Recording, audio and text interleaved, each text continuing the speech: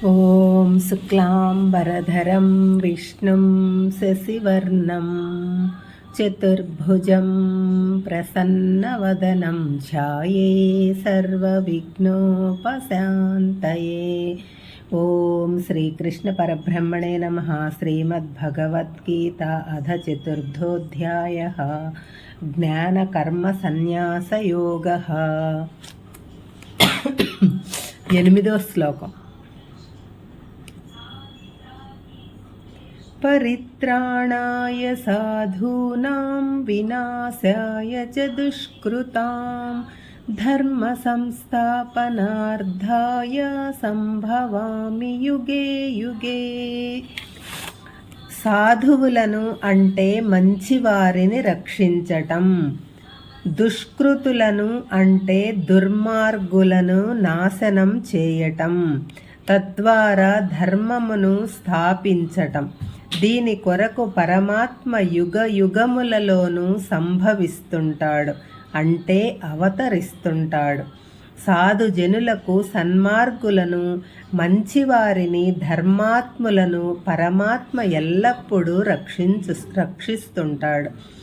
దుర్మార్గులను హింస చేసేవారిని, మంచివారిని హింసించేవారిని, పాపాలు చేసేవారిని, అకృత్యాలు చేసేవారిని పరమాత్మ నాశనం చేస్తుంటాడు. దీని వలన ధర్మం రక్షించబడుతుంది.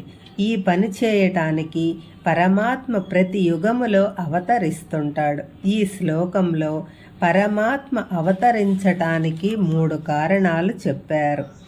సన్మార్గులకు హాని కలుగుతున్నప్పుడు వారు రక్షించటానికి, దుర్మార్గులు పేట్రేగిపోతున్నప్పుడు వారిని శిక్షించటానికి, అడుగంటిపోతున్న ధర్మమును తిరిగి పునరుద్ధరించటానికి పరమాత్మ ఎప్పుడు అవసరం అయితే అప్పుడు అవతరిస్తాడు.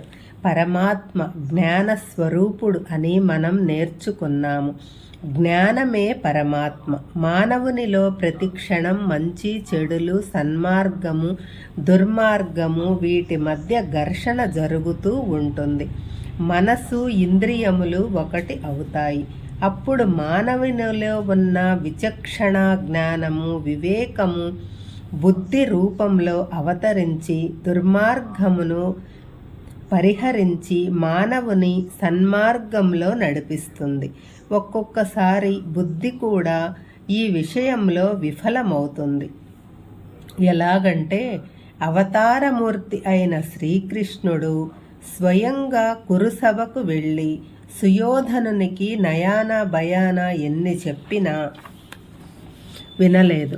మనసు, ఇంద్రియాలు చెప్పినట్టు విన్నాడు, బుద్ధిని ఉపయోగించలేదు. బుద్ధి కర్మానుసారిణి అని బుద్ధి కూడా మనసును, ఇంద్రియాలను అనుసరించింది.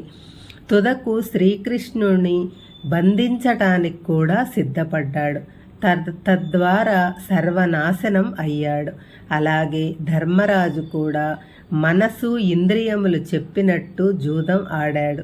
బుద్ధిని, ఆలోచనా శక్తిని, విచక్షణా బుద్ధిని ఉపయోగించలేదు.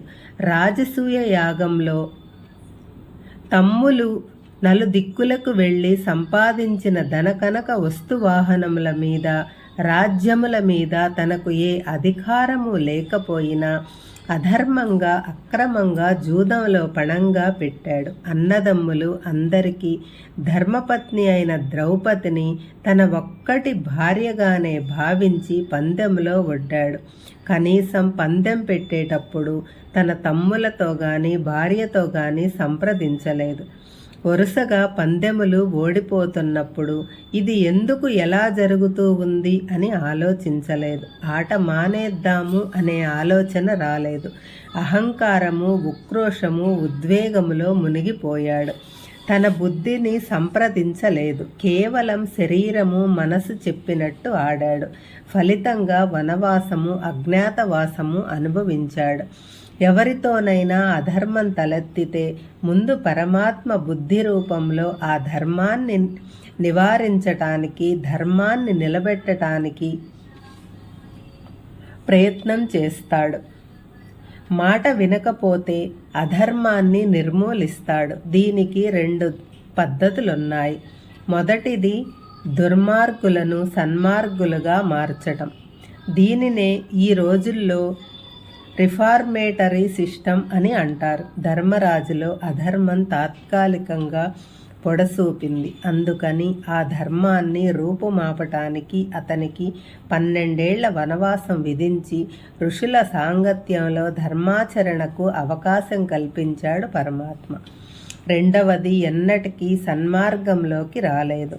వాడిని నిర్మూలించటం.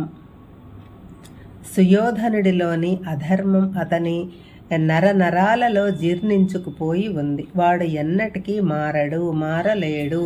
అందుకని అతడు ఆచరించిన అధర్మం అతని రాజ్యభ్రష్టత్వానికి, మరణానికి దారితీసింది. సుయోధనుడు గుడ్డిగా నమ్మిన అతని మేనమామ శకుని రూపంలో సుయోధనుడి రాజ్యపాలనకు జీవితకాలానికి 13 ఏళ్లకే చరమగీతం పాడించాడు. కాబట్టి సమాజంలో కానీ శరీరంలో కానీ ధర్మానికి హాని కలిగి అధర్మం హెచ్చరిల్లితే ఆ అధర్మాన్ని నిర్మూలించటానికి పరమాత్మ ఏదో ఒక రూపంలో తనను తాను సృష్టించుకొని ధర్మాన్ని స్థాపించాడు. ఇది ఒక యుగంలో కాదు, ప్రతి యుగంలో జరుగుతూ ఉంటుంది అనే విషయం మనకు ఈ శ్లోకం తెలియజేస్తుంది. ఇది మనం లౌకికంగా చెప్పుకోవాలంటే మనకు రాజ్యాంగం ఉంది. అందులో ప్రజలు శ్రేయస్సును దృష్టిలో ఉంచుకొని 3-4 అధికారాలు ఉన్నాయి. అవి సాధుజనుల యొక్క, ధర్మాత్ముల యొక్క